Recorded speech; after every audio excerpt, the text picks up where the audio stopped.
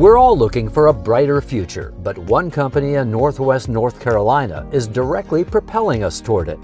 Blue Ridge Energy, an electric cooperative that provides electricity to almost 80,000 members, has worked with a developer to install a high-tech solar power station that went online in early 2022. This helps control power costs and provides a lower carbon future for surrounding communities, supporting the company's goal of achieving net zero emissions by 2050. As a local cooperative, our members are really seeking that sustainable green energy as part of our overall portfolio mix. We feel that it's important to incorporate these renewable energies onto the grid, something that is produced locally here in this community.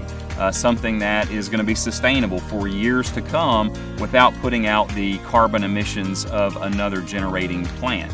The Brighter Future Solar Array will cover about 55 acres in southern Caldwell County near the city of Lenore and provide 19,000 megawatt hours annually of carbon-free electricity, enough for about 1,600 homes.